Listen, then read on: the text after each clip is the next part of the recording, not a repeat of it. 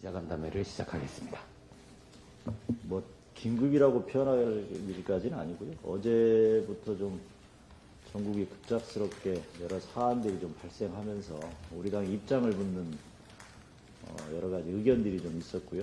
그래서 그거 하고 또 하나는 어제 이제 비상시국회의 우리 이제 원로들이 임기단축 개헌 문제를 또 제기하셔서 이 문제에 대해서 이제 우리 당 의원님들이 좀 참여하신 분들도 있고 이런 거에 대해서 좀 여러 가지 좀 아침부터 여러 문의가 있어서 공개적으로 좀 밝힐 필요가 있겠다 이런 생각을 했습니다.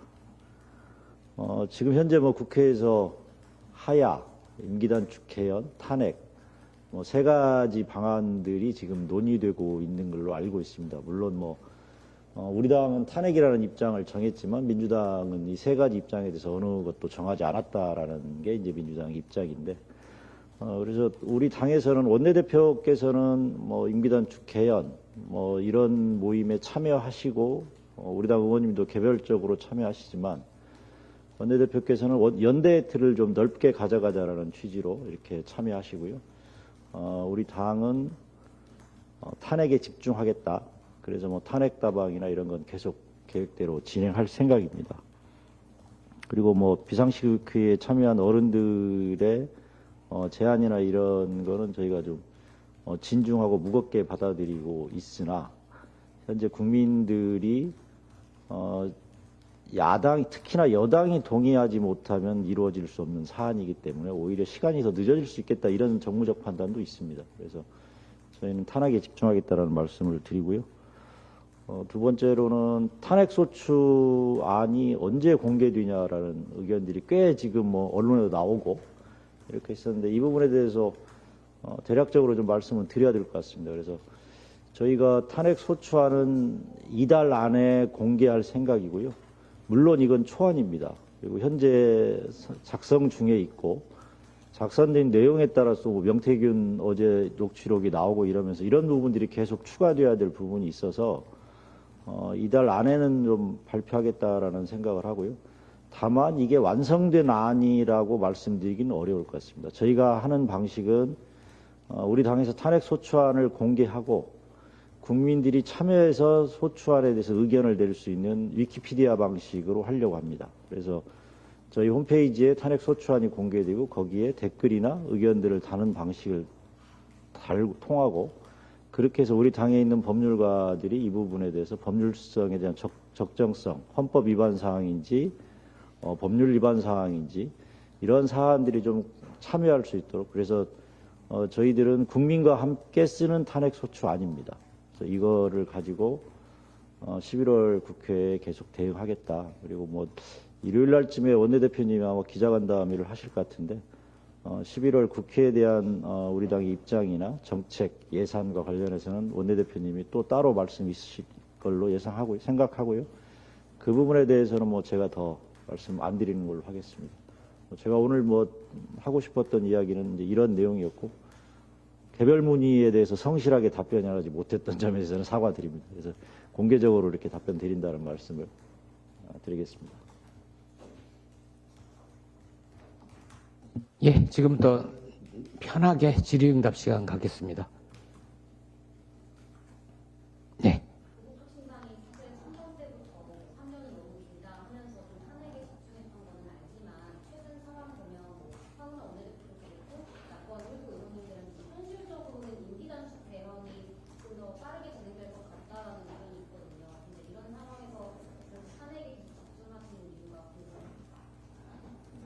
저희가 3년은 너무 길다라는 이야기 세 가지가 다 포함되어 있었습니다. 저희가 초기에 임기단축 개헌 문제를 가장 먼저 제기했던 게 조국 대표였고요. 하야 문제는 물론 저희가 거론하지는 않았지만 탄핵 이렇게 했었고요. 그 상황과 관련해서는 임기단축 개헌이 과연 가능하겠냐, 쉽겠냐라는 게 저는 개인적 의견입니다. 현실적으로는 개헌이 더 어려운 과정일 거다. 그리고 개헌은 지금 저희가 30년 동안 여러 차례 개헌안이 발의됐었는데 과연 임기단축과 관련된 개헌안 이 개헌안 하나를 가지고 개헌이라고 해서 7공화국은 여전히 우리가 열겠다고 주장하고 있지 않습니까? 제7공화국의 내용들을 사회 변화를 전혀 담지 못하는 단순히 대통령의 임기를 3년으로 제한하는 뭐 이미 일시적으로 이런 개헌안이 가능하겠냐라는 생각 첫 번째. 이 문제는 뭐 여당도 동의해야 되는데 여당이 이 문제에 대해서 동의하는 게 더 어렵지 않을까라는 생각도 합니다. 뭐 물론 200석이라는 건 탄핵이나 개헌이나 비슷한 수치이긴 하지만 그 문제와 관련해서는 그래서 그게 과연 뭐 치료적인 방법 중에 하나일 수는 있다. 근데 다만 개헌, 하야, 탄핵 이것 중에서 놓고 본다고 하면 우리 당은 탄핵이라는 입장입니다. 이게 중간에 바뀐 입장이 아니고요. 시민사회 진영이나 이쪽에서는 초기에는 왜 임기단축 개헌으로 해서 윤석열 대통령을 명예롭게 해주냐 이런 비판도 초기에 꽤 받았었습니다. 저희가. 그래서 뭐 저희 당사 앞에 와서 시위도 하고 이런 일이 있었는데 저희가 뭐 이게 변했다 이렇게 하기보다는 지금 상태 여러 가지 법률적 위반 행위나 위반 행위의 의혹들이 임기단축 개헌으로 넘어갈 일이 아닌 것 같다. 그리고 두 번째는 임기단축 개헌할 때 윤석열 대통령을 어떻게 처리할 것인가에 대한 문제는 여전히 남아 있습니다. 범죄에 대해서 그럼 넘어갈 거냐? 저는 하야가 어렵다고 보는 건 윤석열 대통령이 스스로 범죄 행위를 인정해야 되는데 그 부분이 본인 스스로 그렇게 가겠느냐? 또 하나는 임기단축 개헌도 마찬가지라고 생각합니다.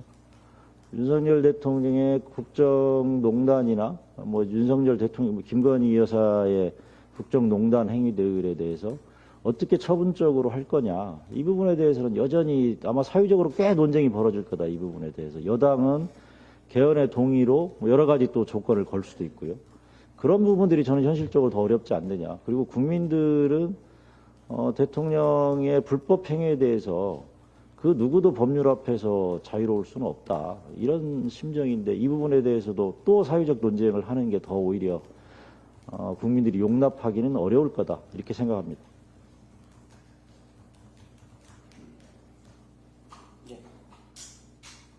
오늘 아침 라디오에서 소영교 의원이 공신당이 탄핵 소추안을 발의하는 걸 제안을 다시 오면 긍정적으로 검토해서 진행해보겠다고 얘기를 했거든요. 네. 물론 사견이라는 전제한데요. 탄핵과 관련해서 뭐 민주당 지도부가 아니라가지고 좀 대화를 개인적으로 나누는 상태가 있다든지 하는 소문입니다. 뭐 이제 우리 황운하 대표님이 몇몇 의원들과 뭐 대화는 하고 있고 민주당 내에서도 탄핵 소추안이 발의안을 뭐 냈지만 강득 의원이 뭐 탄핵하겠다고 해서 15명 정도 참여를 하고 있지 않습니까?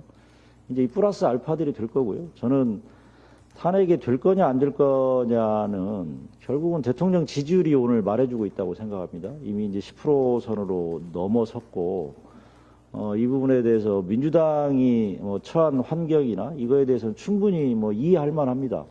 그리고 수권 정당으로서 국민들의 뭐 역풍 이런 거에 대해서 우려한다는 이야기에 대해서 일정하게 공감을 하긴 하나 지금은 역풍 걱정할 때가 아니지 않나라는 생각. 오히려 탄핵을 하지 않음으로써 일어날 수 있는 역풍도 고민해야 된다 이렇게 생각하고요. 민주당이 뭐 저는 아마 머지않은 시간에 그리고 느리지 않게 아마 천천히 서둘러서 탄핵에 참여할 걸로 기대하고 있습니다. 초안을 11월 중에 이제 공개하겠다고 말씀을 해주셨는데 초안 기준으로 몇 퍼센트 정도 지금까지 됐다고 생각하시는지 궁금하고 두 번째로는 초안이 아니라 완성안의 목표는 어느 정도 생각하고 계십니까? 저희가 이제 초안이라고 하는 거는요, 현재까지 나온 범죄 행위들이나 범죄 의혹에 대해서는 뭐 담고 있고, 실은 뭐 목차 등, 상당한 내용을 할 수는 있습니다. 근데 이제 저희가, 대략의 우리 탄핵 소추문 작성을 하시는 게 이제 우리 법률위원장인데, 법률위원장은 뭐 11월 초 중순에도 가능하다고는 했는데 그 사이에 이제 새로운 사안들이 지금 계속 나오는 겁니다.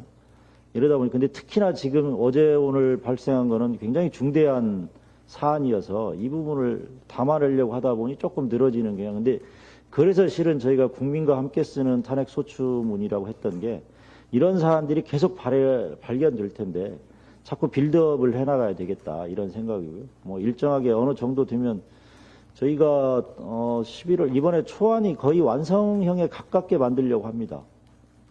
그래서 뭐 저희가 이제 미처 발견하지 못했던 새로운 사안들은 또 추가하는 방식이 될 거고요. 결국은 탄핵소추안에 대한 발의는 민주당이 결심해야 되는 거 아니겠습니까? 다만 저희가 미리 만들어 놓으면 탄핵소추 발의가 결심하는 즉시 저는 뭐 언제든지 국회에 상정할 수 있도록 준비하겠다 이런 취지고요. 저희가 할 수 있는 일이 그 일이라고 생각합니다.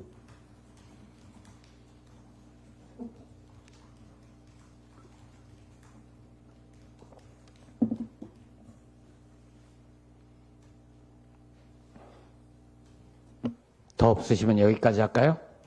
네. 세계일보 김인영 기자님. 네, 네. 이번 주 중에 대표님께서 브리핑을 한다고 잠깐 말씀 주셨던 것 같은데 어떤 취지인지 설명 좀 브리핑이요? 원내대표. 원내대표 대표가 일요일 중에 뭐 하신다고 아침에 이제 저하고 통화는 했었는데요.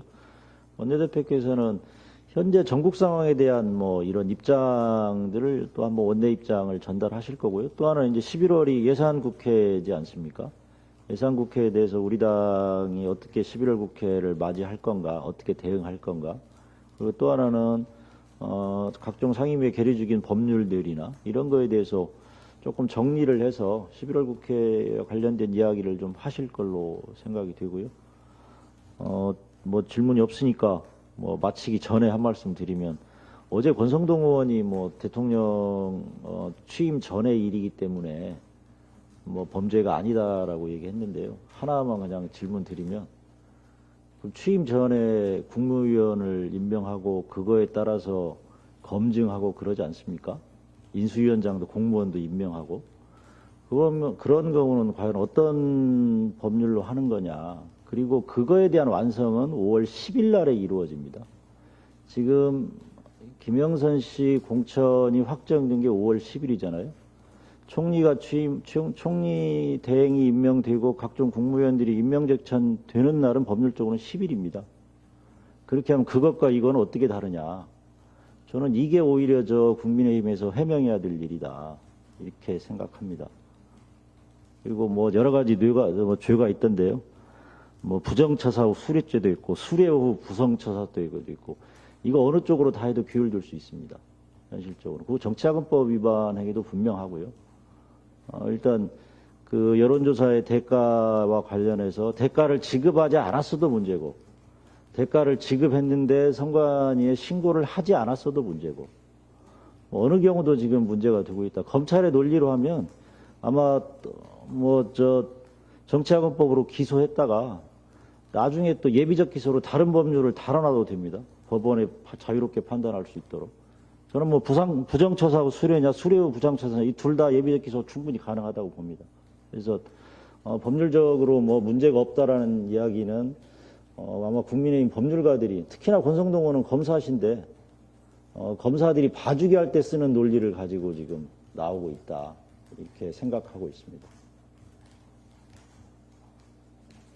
이번에 창원지검 수사는 잘 될 거라고 전망하십니까?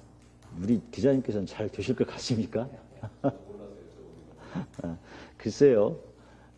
뭐 창원지검장이 어떤 분이신지는 잘 아실 거고 뭐 친윤 검사로서 지검장이 갔고 이미 명태균 씨에 대한 수사 의뢰가 이루어진 이후에 5월에 올 5월인가 7월인가 정확히 제 기억은 못하지만 그렇게 임명이 된 걸로 알고 있거든요. 아마 창원지검에 미션은 있었을 거다. 정유미 지검장한테. 그리고 그 미션을 수행하고 있었는데 그래서 수사과로 넘겼겠죠. 수사과로 넘겼다가 일이 커지니까 인재사 검사 2명 해서 지금 한다고 하지 않습니까? 저는 창원지검에서 이 수사를 과연 성실히 해낼까? 또 하나는 검사장이 어떤 성향의 사람인지 뻔히 보이는 상태에서 이 수사를 제대로 할 수 있을까에 대한 국민들의 의구심이 저는 당연하다고 생각하고요. 아직까지 창원지검에서 입에 단내 난다고 표현을 했던데 엿을 먹어서 단내가 나는지 단 걸 먹어서 단내가 나는지는 모르겠습니다.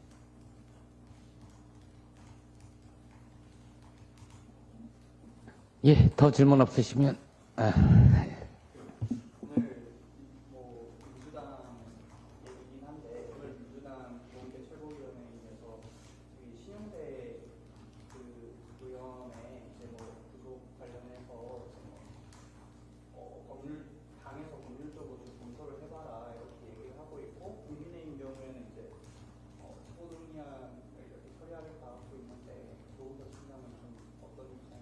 뭐 저희가 이제 어제사 기사를 보고 알았고요. 체포동의안이 올 거라는 거를. 근데 체포동의안 내용이나 사건 진행 과정을 저희가 전혀 알지를 못합니다. 지금 현실적으로는. 그래서 이제 아마 신영대 의원이 민주당에는 뭐 자기 소명이 이미 있었을 거라고 보고, 근데 우리 당에는 아직 뭐 그런 게 없어서 체포동의안이 와야 검토하고 판단할 수 있겠다. 다만 시기상으로는 참 묘하다 이런 생각은 합니다. 지금 법률적으로 기소한 게 명태균 여론조사가 문제가 되니까 신영대 의원도 여론조사 뭐 조작 뭐 이걸로 기소를 한다고 이제 기사만 봤는데 참 묘한 시점에 묘한 기소를 한다 이런 생각은 했습니다. 체포동의안이 넘어오면 당에서 뭐 성실히 검토해서 그에 따라서 의원들 의견을 들어서 판단하겠습니다.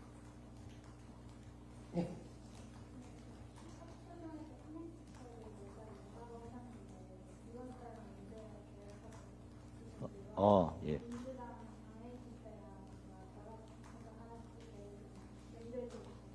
뭐 이번 달 뭐 쉬운 질문부터 이번 달은 11월 16일 날 합니다. 그것도 서초동에서 할 거고요. 저희가 서초동에서 하는 이유 중에 하나는 윤석열 정권을 지키는 게 검찰이지 않습니까? 그 검찰이 가장 먼저 타격을 받아야 되고 검찰이 반성해야 된다고 생각합니다. 지난번에 박근혜 정권 국정농단 사안의 시작이 검찰의 수사에서부터 시작됐거든요. 이게 정윤회 문건이나 이런 거 할 때 검찰이 뭐 거의 봐주기로 대충 수사하면서 그게 더 커졌던 사안입니다, 실은. 그때 검찰이 제대로만 수사했다고 하면 박근혜 정권의 국정농단은 막을 수 있었다.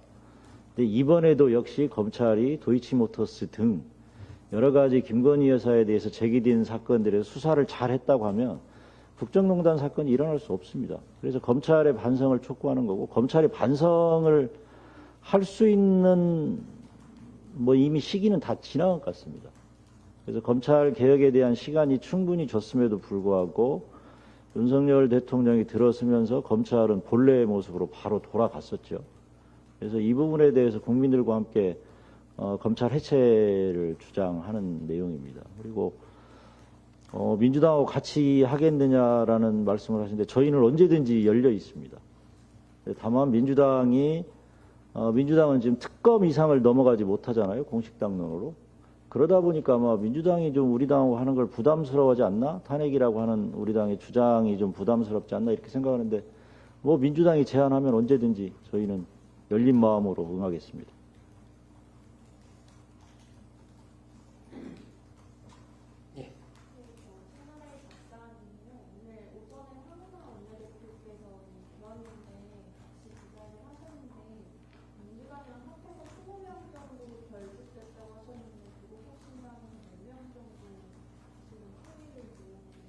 뭐 제가 어느 의원님들이 정확히 참석했는지를 뭐 알아보지는 않았는데요.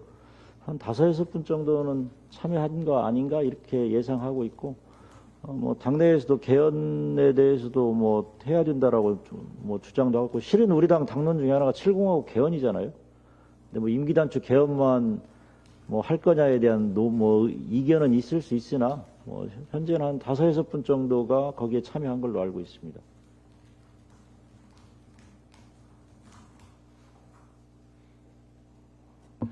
예, 그럼 더 이상 질문 없는 것으로 알고 이것으로 황현선 총장님 기자 간담회를 마치겠습니다. 고맙습니다. 네, 고맙습니다.